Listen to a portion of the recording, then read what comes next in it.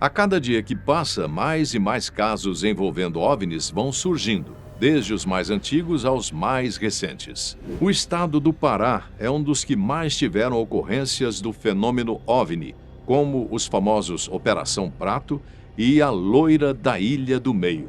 Afinal, quem era essa loira? É um prazer recebê-los aqui no canal Fatos Desconhecidos. Hoje, vamos falar sobre esse caso que ficou tão famoso quanto o da Operação Prato, que além de ter ocorrido praticamente na mesma região, ocorreu na mesma década. A maioria dos casos OVNI que aparece acaba sendo desmascarado. Ou são fruto de computação gráfica, ou são fenômenos naturais ainda desconhecidos por quem testemunha a ocorrência. Outros não passam de boatos. Mas há relatos que, devido à quantidade e à índole das testemunhas, não há como simplesmente ignorá-los e vê-los como contos da carochinha. O caso da loira da Ilha do Meio, além de fantástico, tem também um alto nível de credibilidade. Em 1976, um ano antes da Operação Prato entrar em vigor, surgiu uma mulher de aparência peculiar na pequena cidade de Bragança. Segundo as testemunhas, era uma mulher de 1,60 m, de pele muito branca, cabelos quase que prateados e batendo nos ombros, olhos azuis muito claros e com um sotaque carregado. As roupas que usava, e que depois os moradores viram ser corriqueiras, consistiam em vestidos longos rente aos pés, com mangas compridas e de punhos fechados, que chegava até as mãos. Ela, que se identificou como sendo Elisabeth Kemine Berger, dizia ser de origem suíça e procurava terras para comprar. Era divorciada e trabalhava como desenhista de moda. Dizia ter se apaixonado pelas ilhas e pela natureza do local. Seu passaporte constava que ela havia nascido em 1947, tinha nacionalidade suíça, era naturalizada britânica e residia em Paris. Pelo menos viajada a mulher era, sem dúvida, né? No entanto, a simplicidade daquelas pessoas inicialmente não viu nada de anormal, a não ser, claro, a sua aparência e as roupas que usava. Mas cada louco com sua mania, não é mesmo? Então, não se deram ao luxo de se preocupar com isso. E assim foi feito. Elisabeth adquiriu a Ilha do Meio, como queria, numa região logo abaixo de Urumajó, hoje Augusto Correia. Para o transporte até a ilha, ou dela para o continente, Elisabeth contava com o senhor João Olaia, que na época tinha uma embarcação para transportes de pessoas e mercadorias entre as ilhas locais. Na ocasião, o senhor Olaia chegou a fazer uma certa amizade e ganhou a confiança da moça. Bom, até aqui nada de anormal. Contudo, a história ganhou um rumo diferente a partir do momento em que a moça começou a receber visitas de pessoas tão peculiares quanto ela, tanto na aparência quanto no modo de vestir. Segundo ela dizia ao barqueiro, tratava-se de cientistas colegas dela que vinham realizar alguns trabalhos em sua ilha. Outro fato bastante curioso que chamou muita atenção até dos pescadores locais foi a quantidade de peixes que ela passou a comprar semanalmente. Eram de 200 a 400 quilos de peixe a cada ida ao mercado. Peixes esses, aliás, que passaram a ser pescados e vendidos exclusivamente a Elisabeth, pois não havia tanto pescado em estoque. Essa quantidade de peixes para uma mulher que vivia sozinha em uma ilha passou a incomodar as pessoas, de certa forma, já que ela também não os revendia. Poucos dias depois de adquirir a ilha, Betty, como gostava de ser chamada, passou a procurar outras propriedades para comprar. Houve relutância por parte de alguns, já que uma das exigências era que, fechado o negócio, deveriam deixar o mais breve possível as propriedades negociadas. Em relação aos documentos de compra e venda, são todos legais e estão arquivados no cartório do primeiro ofício da cidade de Bragança, no Pará. Apesar da quantidade de terras que ela comprou, Betty raramente era vista. Ela passou a frequentar a sua ilha e as propriedades somente um tempo depois, e foi quando ela começou a receber visitas. A população, inclusive o senhor João Olaia, que sempre deixava as visitas na ilha, passaram a perceber algo muito estranho. As visitas que iam para a ilha não voltavam. Certa vez a polícia de Bragança a intimou, devido aos primeiros boatos.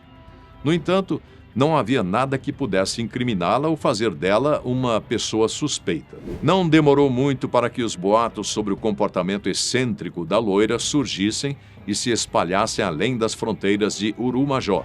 Barqueiros da região chegaram a dizer que ela tinha o costume de ficar nua, observando o mar, numa das praias da ilha, mesmo quando já era noite. Ela chegou a ser advertida pelo Sr. Olaya em relação às serpentes e outros animais noturnos que viviam na ilha, mas ela não deu importância a isso. Houve quem dissesse que a tinha visto caminhar sobre as águas, como se estivesse flutuando. Além do mais, os moradores relataram que, por várias noites, avistaram luzes e objetos estranhos e cilíndricos, parecendo pequenas luas, que apareciam e faziam movimentos anormais sobre a ilha. E isso só acontecia quando a loira estava em casa.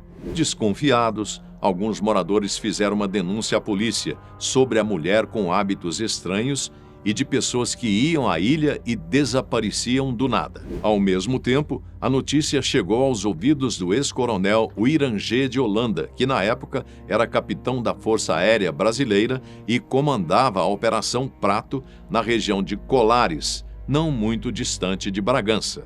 Para quem não sabe, a Operação Prato foi uma das maiores e mais bem documentadas ações relacionadas a fenômenos ufológicos no Brasil, que ocorreu em 1977, também no Pará. Temos vídeos aqui no canal que falam sobre essa operação, que você pode assistir quando quiser.